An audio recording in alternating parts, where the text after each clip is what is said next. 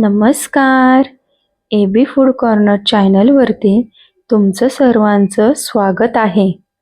आज आपण सर्वांना आवडणारी छान अशी आणि थंडीच्या दिवसात अशी गरम गरम खायला मिळणारी आणि चवीला अशी भन्नाट लागणारी कच्ची दाबेलीची रेसिपी पाहणार आहोत. साहित्य आणि कृती मी सोबतच सांगितलेली आहे, त्यासाठी व्हिडिओ शेवटपर्यंत नक्की पहा. अर्धी वाटी मी चिंच घेतलेली आहे. ती आता आपण गरम पाण्यात भिजत घालणार आहोत, साधारणतः 1 तास. 1 तास भिजल्यानंतर ती छान अशी मुरली जाते आणि सॉफ्ट होते. तुम्ही पाहू शकता छान अशी सॉफ्ट झालेली आहे. आता हे पाणी मी काढून घेतलेलं आहे, ते फेकून द्यायचं नाहीये, ते आपल्याला चिंचेच्या पाण्यामध्येच घालण्यासाठी उपयोगी पडणार आहे.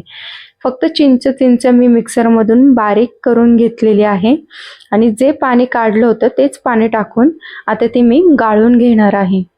छान अशी गाळून घ्यायचं आहे. त्याच्या शिरा बिया काय असतील त्या वर राहतात आणि आपल्याला घट्ट असं पाणी तयार झालेलं मिळतं. आता मंद आचेवरती मी पाणी गरम करायला ठेवलेलं आहे. त्यामध्ये 1 वाटी गूळ घातलेला आहे. तुम्हाला साखर घालायची असेल तर साखरही घातली तरी चालेल. 1 चमचा काश्मीरी लाल तिखट घेतलेला आहे आणि अर्धा चमचा लाल तिखट घेतलेला आहे. 1 चमचा जिरे पावडर आणि 1 चमचा धने पावडर. हे सगळं आता त्या पाण्यामध्ये मी छान मिक्स करून घेणार आहे आणि त्याला अशी छान उकळी येऊन द्यायची आहे. 10 ते 15 मिनिटं आपल्याला हे पाणी घट्ट व्हायला वेळ लागतो. तुम्ही पाहू शकता अजून थोडं पातळ आहे, थोडं घट्ट होईपर्यंत अजून उकळ घेतलेली आहे.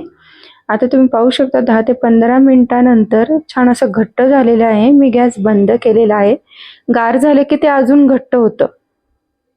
7 ते 8 उकडलेले बटाटे घेतलेले आहेत. बटाटे छान असे उकडून घ्यायचे आहेत, म्हणजे भरपूर उकडलेले घ्यायचे आहेत, म्हणजे ते मॅश करायला इझी जातात. मी ते मॅश करून घेतलेले आहेत. आता त्याला फोडणी द्यायची आहे. मंद आचेवरती मी कढई गरम करून घेतलेली आहे. त्यामध्ये साधारणतः 2 चमचे मी तेल टाकलेलं आहे. त्याच्यामध्ये थोडासा कढीपत्ता टाकून घेऊया. कढीपत्ता छान तडतडला की थोडंसं हिंग आपल्याला त्यामध्ये टाकून घ्यायचं आहे आणि अर्धा टीस्पूनच हळद मी त्यामध्ये टाकलेली आहे. 1.5 टीस्पून मी लाल तिखट टाकलेले आहे आणि 1 टीस्पून काश्मीरी लाल तिखट टाकलेला आहे.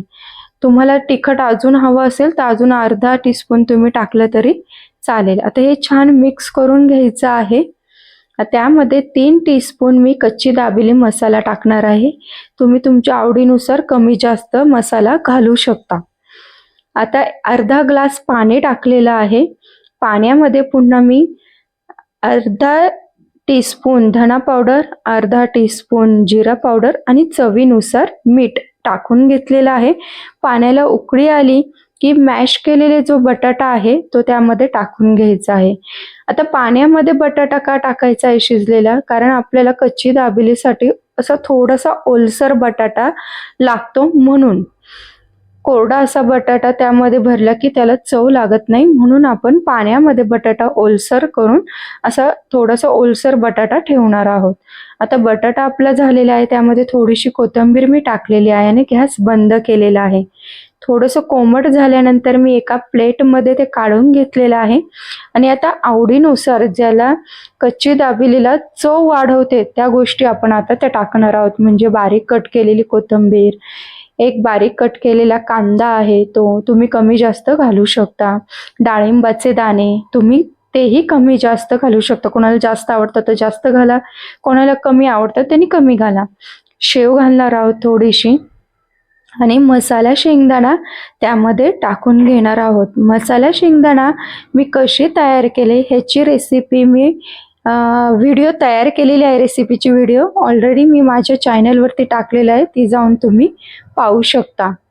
आता 1 पाव घेतलेला आहे, तो मधोमध असा मी कट करून घेतलेला आहे आणि त्याला प्रथम मी गोड जे चिंचेचं पाणी तयार केलेलं आहे, तिखट गोड असं आणि आंबट, ते मी लावून घेतलेलं आहे पावाला. आणि भरपूर असा मसाला जो आपण तयार केलेला आहे, म्हणजे भाजी जी तयार केलेली आहे कच्ची दाबेलीची, ती अशी भरपूर मधोमध आपल्याला भरून घ्यायची आहे आणि पाव दुमडून घेतलेला आहे. पहा तुम्ही, भरपूर अशी भाजी मी काय केलेली त्यामध्ये भरलेली आहे. आता हा पाव आपल्याला छान बटरमध्ये शेकून घ्यायचं आहे। त्यासाठी मंद आचेवरती मी पॅन गरम करून घेतलेला आहे। त्यामध्ये आधी थोडंसं बटर आधी मी टाकून घेतलेलं आहे आणि जो मसाला भरलेला पाव होता, भाजी भरलेला पाव होता, तो आता आपण छान मंद आचेवरती शेकून घेणार आहोत सगळ्या बाजूनी। बटर मध्ये मध्ये टाकत राहायचं आहे, जेणेकरून त्याला असा क्रिस्पीपणा पण येतो आणि बटर टाकल्यानंतर काही सॉफ्टपणा पण त्या पावाला येतो। असा क्रिस्पी आणि सॉफ्ट असलेला असा आपल्याला पाव तो भाजून घ्यायचा आहे। तुम्ही तुपाचा वापर केला तरी चालेल भाजायला, किंवा लोणी वापरलं तरी चालेल, छान लागतं। तूप आणि लोण्यामध्ये सुद्धा हे कच्चे दाबेलीचा पाव छान लागतो। आता सगळ्या बाजून मी पहा कडे जे आहे ते पण भाजून शेकून घेणार आहे आणि असं थोडंसं क्रिस्पी होईपर्यंत तो मी भाजून घेतलेला आहे। तुम्ही पाहू शकता छान असं वरनं बटर किंवा तूप तुम्ही काही लावू शकता।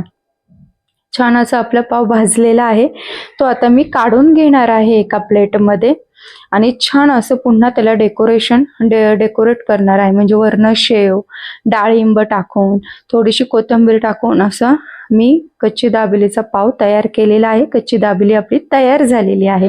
तुम्ही पाहू शकता छान असे डाळिंब आहे, शेव आहे, कोथिंबीर आहे आणि भरपूर आपण भाजी भरलेला असा हा पाव तयार केलेला आहे। कच्ची दाबेली तयार केलेली आहे। तुम्हा सर्वांना माझी रेसिपी कशी वाटली मला कमेंट करून नक्की सांगा। तुमच्याही काही नवीन नवीन आयडिया असतील तर त्याही मला सजेस्ट करा, त्या मी वापरण्याचा पूर्णपूर प्रयत्न करेन। लाईक करा, सबस्क्राईब करायला विसरू नका। सबस्क्राईब केल्यानंतर माझ्या सर्व ज्या नवीन येणाऱ्या व्हिडिओ तुमच्यापर्यंत नक्की पोहोचतील। धन्यवाद।